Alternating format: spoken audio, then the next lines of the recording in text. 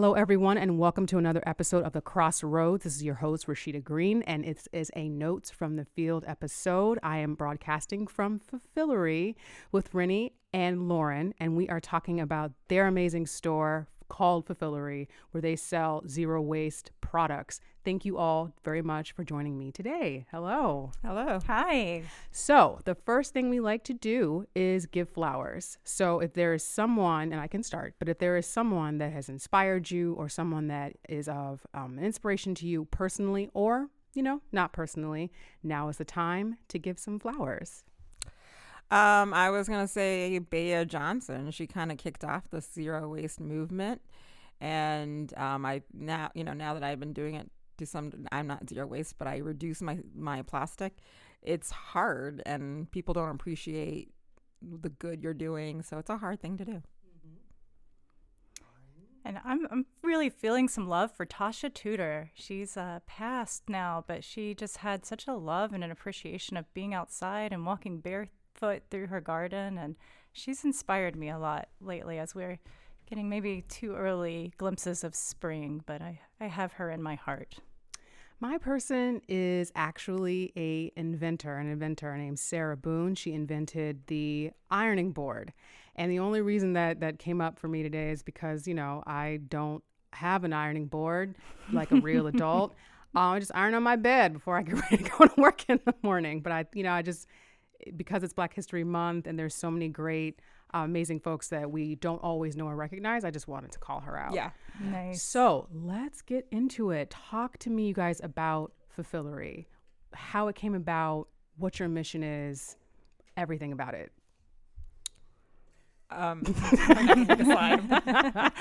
So the Fullfillery, it's a low waste to zero waste shop right here in Takoma Park. And we came about because we're a group of several folks that all had a similar idea. And that idea was, let's have a place where people can go and buy some of the essentials that we use every day without the plastic. Let's make that easy for folks and people, whether they are zero waste experts or whether they're brand new to zero waste. It is a place that those people can come together and shop products that are a little bit better for the environment and are very approachable. Ditto. I don't know what she said differently. And, I guess the one thing she maybe didn't put in was we also want to be a community. We're not just a store. We're a community. We usually when customers come in, they, our advertising has been really low grade. It's sort of like people are finding us. Mm-hmm. It's like we're a missing piece in the DC community. And there's, it's like it's a movement that's growing as, we're seeing climate change. People are starting to want to decrease their plastic, which is made out of petroleum.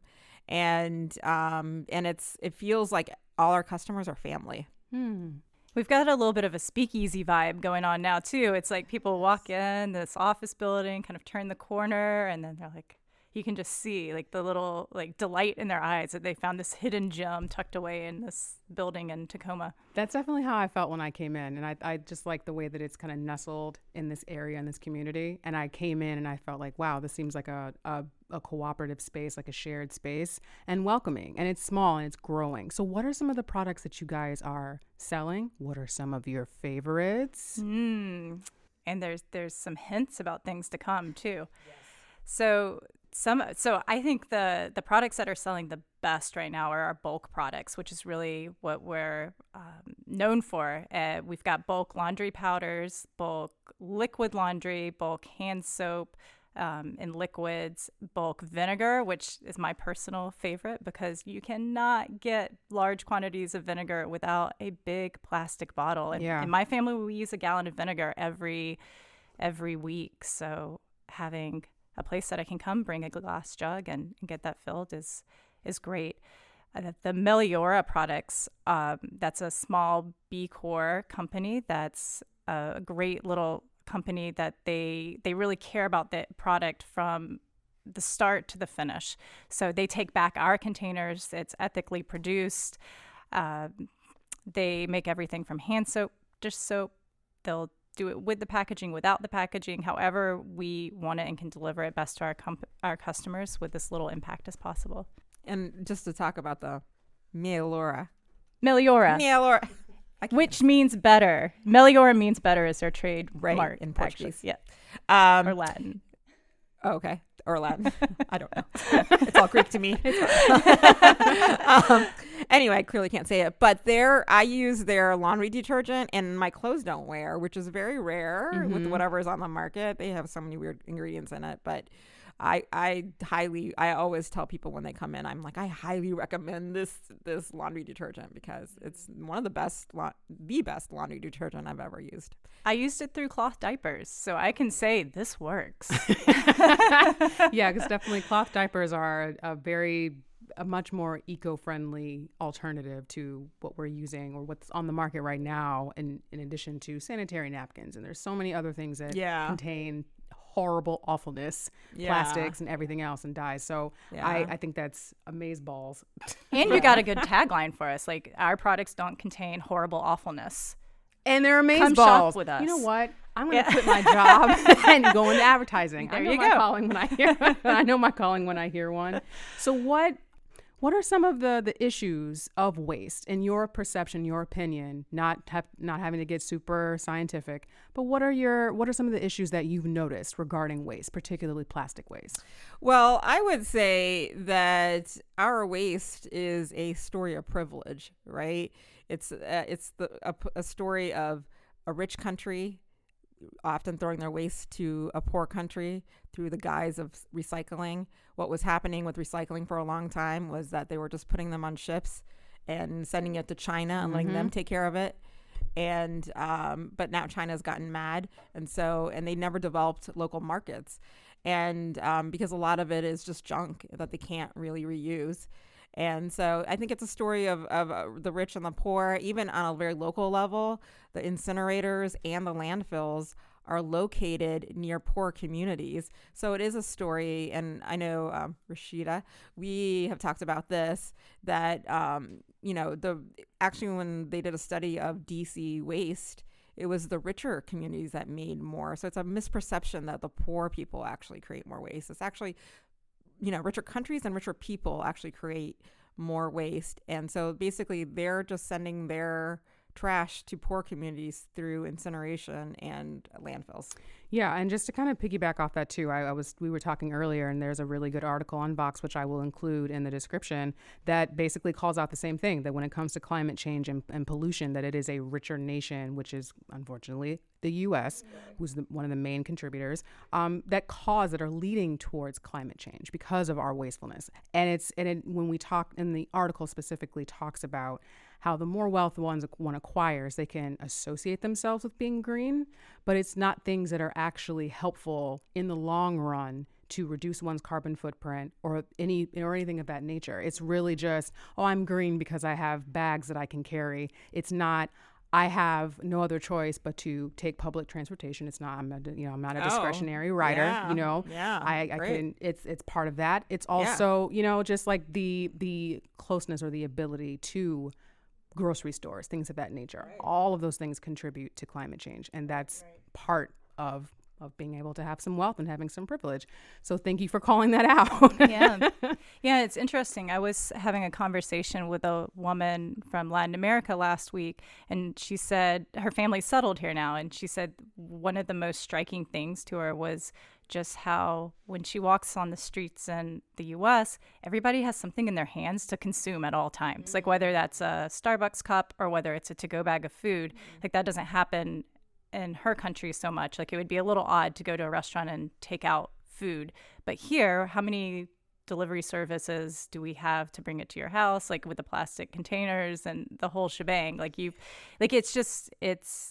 it doesn't even seem odd to us, or because it's just an expectation that it will be there. Mm-hmm. And also those things are symbols of wealth too. Like being able to have a Starbucks cup means something. It means that because the have $4 cup of coffee you could have made at your house. That's burned. Exactly. And eating out every night, like that's expensive. That is a wealthy country issue. Yeah, and you have to have you have to have the money in order to be able to do that. Right. You My know? mom growing up, she never ate out. There were no restaurants in India at the time period that she grew up in. Right. So that's a good point. You know, like eating out is very much a rich person's and Rich person's stick. Yes.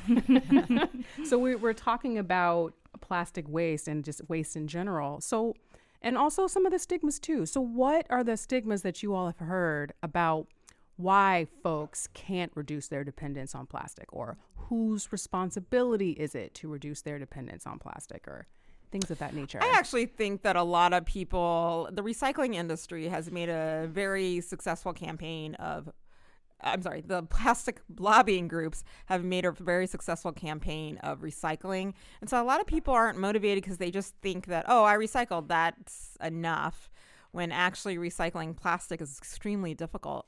And it doesn't almost ever happen because the material is very low grade in the first place. And so it degrades really easily in the recycling process. So it rarely happens. It was really the plastic lobbying group who, I think a lot of people think it was Greenpeace who did it or something, who came up with recycling, but it wasn't. It was the plastic lobbying group. Organizations like Greenpeace and Sierra Club actually advocate for. They don't advocate for recycling. They advocate for product stewardship. They actually advocate for the producers to pay. You know, why are we as taxpayers paying the recycling bill? They should be paying the recycling bill because they wouldn't produce it if they realized what a waste it was, you know? So we're just indirectly paying. There's a price that we're paying for our products we don't realize. And it's a waste of our tax dollar monies, really. It should be the corporations, you know, product stewardship. You know, that's the biggest lie that they have been able to normalize. Yeah. And I'd like to speak a little bit to some personal or individual level challenges. And that's with the zero waste movement, you see the folks with the mason jar full of trash and you think, I could never do that. I put out a bag a week. And so at Fullfillery, one of the things that's kind of near and dear to our hearts is not letting perfect be the enemy of the good, and to really make zero waste and plastic free approachable, which is just doing better. And better doesn't mean that you have to have a jar. It can mean that you take out your garbage every other week, or that you just kind of cut back a little on the thing that's making the most plastic or the most garbage in your house. And I think that's a real challenge that this community is facing right now, is this idea that you have to go all or none. And don't throw that baby out with the bathwater, please. So what is this about the mason jar? Yeah, the mason jar. Have you seen the people that have a jar and that's like all their trash for the entire year? It's got like produce labels and Google zero waste. If you see a picture of Bea Johnson, it's amazing. There's a picture of her next to her mason jar. She has a family of 2 sons, a dog, and a husband, and she only makes that much trash. And it's amazing, but it's intimidated. Yeah, it's intimidated. Yeah. And I mean, this is great. Like, if you can get there, you do it. If that motivates you, you do it. But if that scares you, just turn the page and do a little bit better. So like random anecdotal story, and I do this sometimes where I tell on myself. So I made butternut squash soup, okay? And like I have a blender. I didn't use it, and I do not have a food processor or a proper strainer. So here I am with these ginormous chunks of butternut squash that I'm trying to mush to get all the juice out. And then I'm like, oh my God, I cannot in good conscience just throw this in my garbage. So when I was out walking my dog, I threw it in the woods. I don't care. Someone will eat it. Right. Someone is going to eat I do the same thing. Like, honestly, I couldn't do it. If it's organic and no one's looking, I just throw it behind a bush. It's going to join nature. I won't tell the Parks Committee. Please don't. No, but that's what God intended. You know what I mean? I mean, seriously. I mean, like, you know, the trash is not where food belongs. Right. Food scraps are not trash. And the soil. Plug for composting. Right. Soil gets its nutrients from our food scraps. So when we put the food scraps in the trash rather than a compost bin or just out in nature, you're keeping the soil from getting the nutrients it was supposed to get. And I would like to say that our family, we take out garbage 4 times a year. That's our family of 3. And 90% of our garbage, when I started looking at what it was food waste. So I reduced it automatically by only doing signing up for curbside compost. And we use a service called Compost Crew, which is great. They pick it up once a week, like our trash. Everything from greasy pizza boxes to paper towels, like anything like that, straight into the compost, and it goes back to nature. Yeah, I'm working. That's one of the areas that in my campaign to reduce my waste that I know is my biggest problem. That and Uber Eats is just reducing my food waste. And and on this podcast, we have talked about that before. One of my friends is a caterer, and she throws out bags of food every night after events, and they lock the dumpsters because they don't want homeless folks going in to eat the food. So yeah, and that of course traumatizing because they're not necessarily highly paid or fed, and they're throwing all this food away that it took them hours to prep and prepare. So yeah, and food waste is a major contributor to climate change. Huge, you know, with like the greenhouse gases and all of that being just inside of plastic bags that end up in a landfill. So the reason that the food gets it is because they take all in the landfill. Before they put things in the landfill, they'll take all the air out, and you need air to biodegrade. Right. And so when the food or anything organic like paper is going into the landfill, instead of just biodegrading, it's causing methane gas, and methane gas is very greenhouse intensive. Right, because this has a lot of carbon. There's already carbon in the atmosphere, and by adding more methane gas, it adds more. Yeah. And Rini, I think that's so important. I know folks don't seem to understand exactly what happens when you throw something away, and they say, "Oh, it's organic, so it breaks down in the garbage." So I'm not going to do. No, that's not happening. Those compostable plastics, you put them in the garbage. They're there. Especially when you wrap them in a garbage bag that's made out of plastic on top of it all, there's not a chance it's breaking down. Right. It's probably getting burned in a lot of places. Yeah. Yeah, actually here in Maryland, it's going to the Dickerson incinerator. In DC, it's going to the Fairfax incinerator. So this area uses incineration. So even if you're cutting down your plastic, as long as your neighbor is still using it, you know, plastic, of course, you know, we talk about climate change a lot, but the other issue is the toxicity. You know, I think today we're getting so used to people getting cancer at 40. Yeah. You know, it's because we're putting all these synthetic chemicals, you know, through our products, but plastic is one of the major products that have all these synthetic chemicals. And, you know, as long as you're throwing it in your trash, it's going into these incinerators.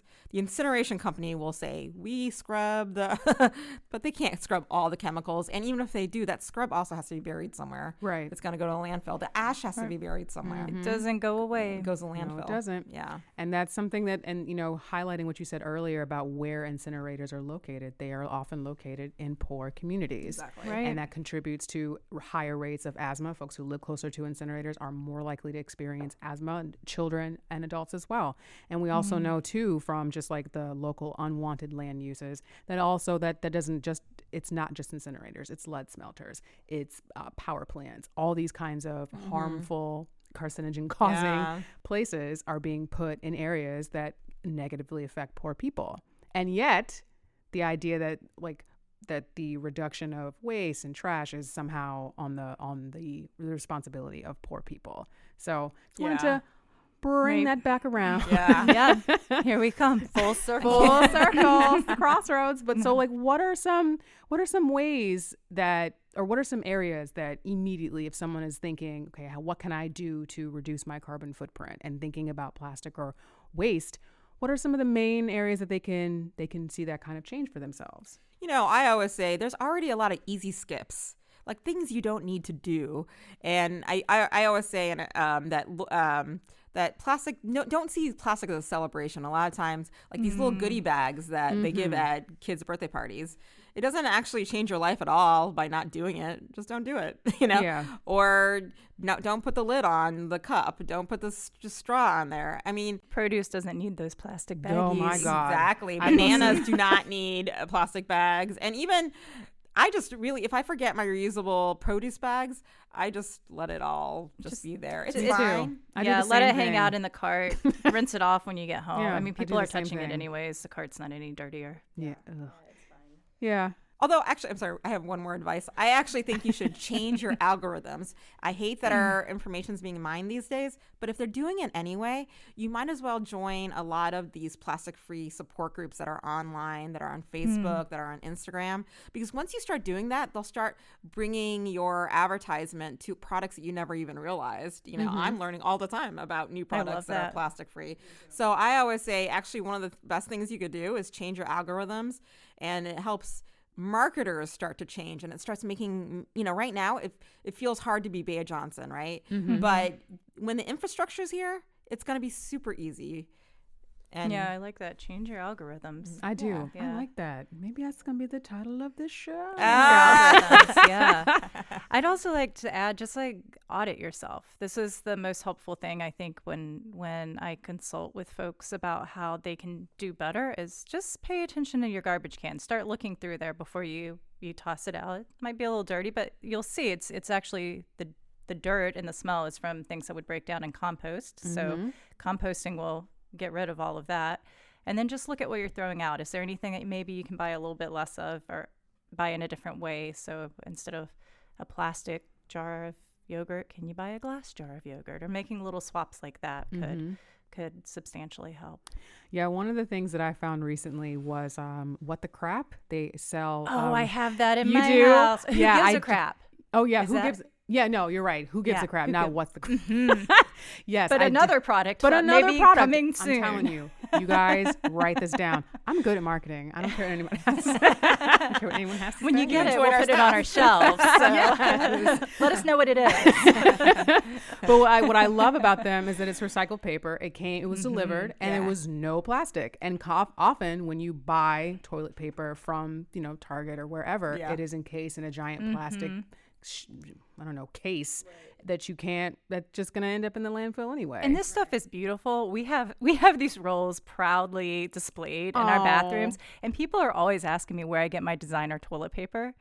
And the money goes back to like building toilets and like sanitation in poor communities. So it's like, warm fuzzy bum wiping. Yeah. Like, it's great. Right. and pretty. Like you'll upgrade your bathroom. The paper is so pretty. Yeah. I'm like, I love this. Yeah, like black and white, or they do like holiday prints or bright colors. You can pick your personality. Yeah, they liked my post when I posted it on the Instagram. So shout out to them. So what is the future for Fullfillery? What are the things that you guys are looking forward and looking to do, and some more like expansion products that you want to potentially sell? Well, we've only been open for 6 weeks. I'm like, what are you going to do now? What's your 5-year plan? Tell me now. We're really responding right now to the community. So we kind of started with a handful of products, and that has grown week by week based on what we're hearing folks say that they need.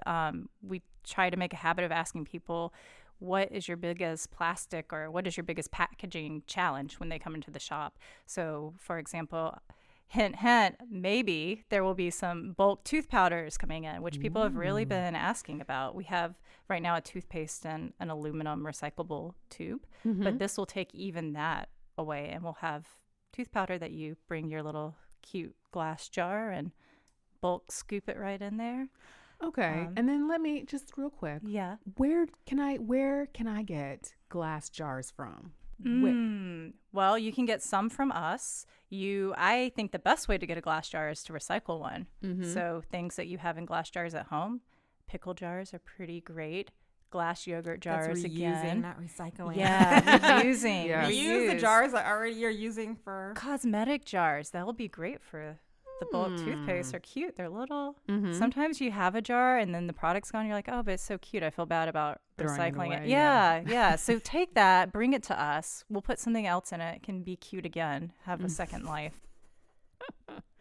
What about, so like, in addition to that, are you all maybe thinking about, because one of the things that I think I would really like is, because I use very specific hair products, if it would be possible to have those larger companies invest in smaller or small filling companies or filling community, uses to like bring those products there. So if I've run out of deep conditioner, I can come to you all and say, I need fill in the blank deep conditioner, and we can just pump it and I can go. And I think that to me, that just seems like one of the deterrents, and definitely an area where I know I struggle is with hair products, and like making certain that I have all the hair products to make my curls pop. And and that may not be, that may not be an area that's available yet. That maybe not, and maybe it is, and I'll have to do some more research on that. But that's just to put the bug in your ear. It depends a little on the company. So we're finding some of the big companies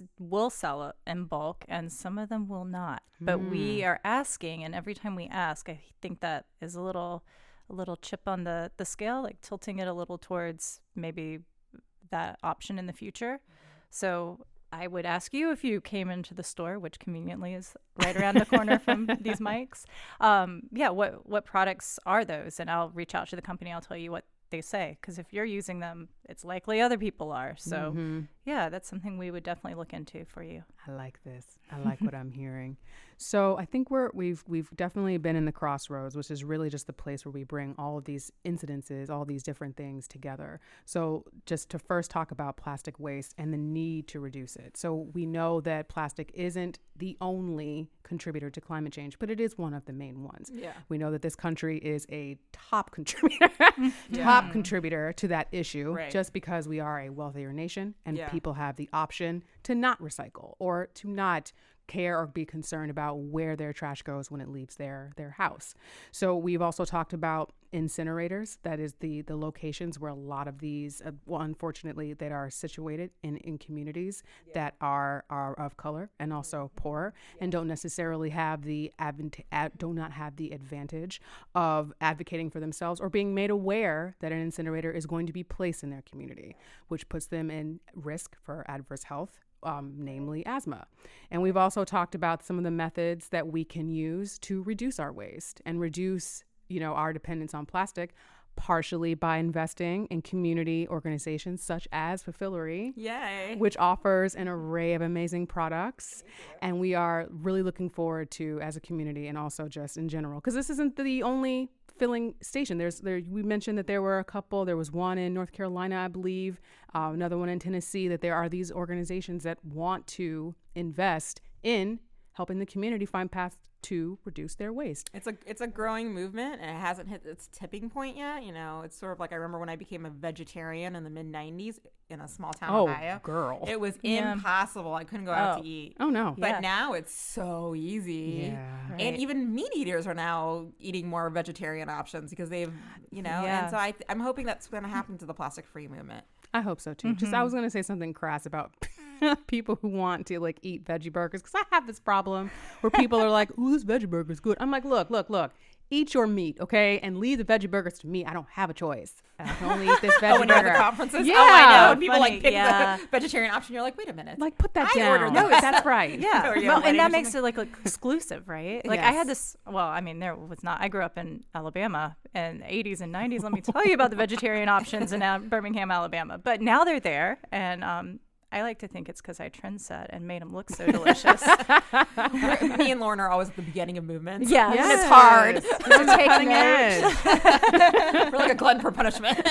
You all picked the wrong time and state to be vegetarian. It is definitely a lot easier now. Yeah. But so when you're thinking about the future, what are the things that you're the most proud of, what you've done so far in this very short amount of time, and what are some of the things that you're looking forward to in the future? I think I'm the most proudest of just getting people to understand that it's not, you don't have to do anything drastic. You just have to do the easy skips. I love the zero waste movement. It's pushed the cultural needle away from plastic, but I think that even if you just look at your life and you're like, I'm not at a place right now to do it, there's so many things you could still do to push the cultural needle, because like we said, this movement has to meet its tipping point. When it does, it'll be easy for everybody to be plastic free. Yeah, I think I'm most proud that a year and a half ago, I was sitting around and kind of whining about not being able to get vinegar, back to the vinegar, in a glass jar or refill it anywhere. and just finding this group of people and making it happen and giving that option to other people who who don't have the time to make their own store. So just making it accessible to folks. I'm really proud of that. And in terms of things to come, we're doing more in the future, I think, with community, and we're hoping to do workshops and more educational events. And by more, I mean some. That's like very much a new Fullfillery feature that's to come. Yes. So yeah, I think stay tuned for that in particular, and just growing. Yeah, just like us on Facebook and Instagram, and you'll keep us updated on our latest. Yes. So quick nerd comment. So I don't know if you guys watch the show Magicians. We keep hearing about this, and there's a place called Fullfillery. It's called Fullfillery. Fullillery. Yeah. Oh, is it? Yeah. Oh, I didn't know that. Yeah. Yeah, and everybody's like, is that where you got the name? And I didn't know this existed until we had. But I mean, great minds. It's a good show, right? It's a good show. Okay. I am a full-time nerd, so Okay. I was just like, Okay. ooh, and I'm just going to call it. I knew I just had it in my mind that I was going to mistakenly call it Fullfillery. Yeah. But I didn't, and I'm very proud of myself. And I was just like, it was a gamble to ask you all if you all knew. And I'm glad to see that the other nerds have also descended upon you. I'm like a nerd, but I'm kind of like out of the loop because I haven't seen it. I just know it exists. Get back in the loop. It's well, on I Netflix. will. It's just a 3-year-old. You're right. Like TV, When you have and, kids, that it's- doesn't happen. Yeah. Yeah. I forget that Yeah. life that, that Yeah. I can't. Yeah. Because my friend was It's a supposed to come game over. And changer. it is a game changer. My friend was very upset this morning. Shout out to Erin, because her baby was not having it. He was not about that business today. And she was supposed to bring him over, and we were supposed to hang out, and he wasn't feeling well, and he was fussy, and it didn't happen. Baby's not happy. No fun is being had. No, Nobody's happy. She's like, I think I want to give it back. And I was like, You girl, can't. I don't think that's how that works. You can't. You have good days. It doesn't feel like it when you have the bad days. Yeah. But yeah, so okay. So Yeah. it's on Netflix. It Okay. probably will not be going anywhere, and I think it's on the Sci-Fi Channel. So you check it out at your Nice. at your At our leisure. child's leisure. But again, thank you all so much for joining me. I really appreciate you taking the time on this Saturday evening to be here to discuss your amazing store. We can hopefully we can do this again. I know that there's definitely some things I would love to follow up and see where everything goes in the future, and I'm really looking forward to seeing the impact that you all make in the community. Thank you. Great. Thank you for having us. Thank you so You much are for having welcome. us. This was fun. Yeah. Yeah, this is a fun Saturday night. You And know? again, Yeah. like It's usually what I'm doing if I'm not just in the house reading or eating guacamole. I'm Right. usually I'm editing podcasts with these two hands. Awesome. These two hands. So thank you guys. I really, really appreciate it.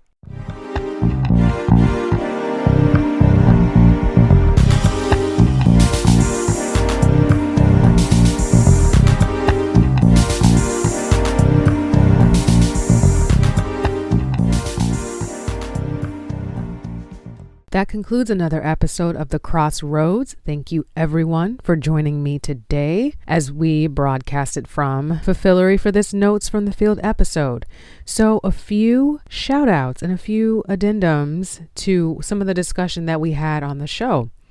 So in regards to some filling stations, and filling stations can be for your bulk products like, deodorant and dish soap, but it can also be for bulk foods as well. We didn't really talk about that on the show, that distinction, but there are different types. So there's a ton in the state of North Carolina. I mentioned that there are some, and there are actually a lot. There's a really great website, which I will include, that breaks down the different filling stores by city in North Carolina. A couple that I want to give some shout outs to is actually the Good Fill, located in Nashville, Tennessee. Refill, that's located in Stanton, Virginia. So just a couple on the East Coast, and in the South. Just for those who are listening, those are some areas that you can look up, and of course you can always Google to see if there's a station or a filling station or a store, a bulk food store close to you. And if there is a co-op close to your home, you can always, they are very plentiful with specific bulk products like nuts and fruits and grains. So definitely check that out. That's definitely a way to cut down on a simple way to cut down on plastic waste, because you can bring your own bags, fill them up with whatever product you need, and you can keep using that same bag for whatever, you want to use it for. So a couple shout outs for them. And then also a couple compost companies to be aware of. In the DC metro area, there is Compost Crew. And for folks living in New Jersey, this is actually a Black-owned compost company called Java's Compost. So please, again, I know we talk about composting, and I know that it seems like, girl, who has time for this? You talk about throwing your butternut squash in the woods. And yes, I did. And don't judge me.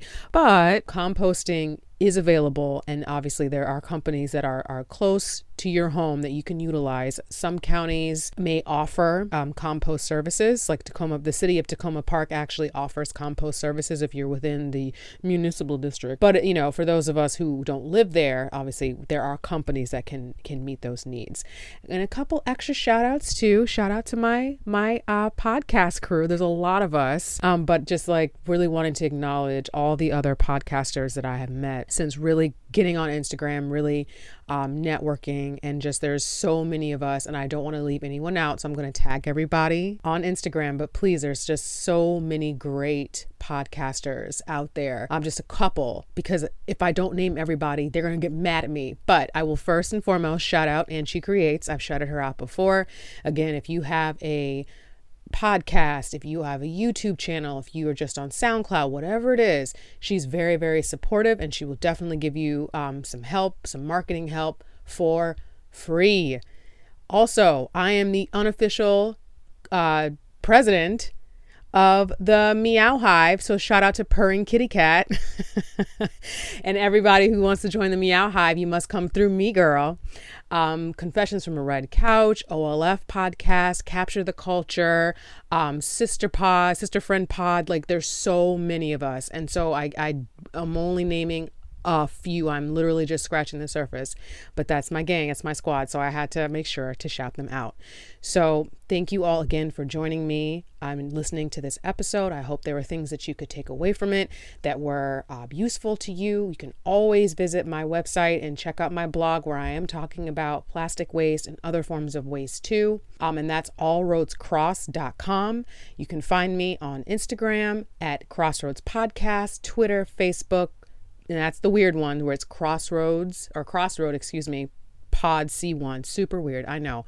I have a link in my bio on all platforms that can, lead you to where to find my podcast. But if you would like to know, the show is available on Apple Podcasts, Spotify, SoundCloud, and YouTube. And thanks again, everyone, for joining me. And I will see you at the Crossroads.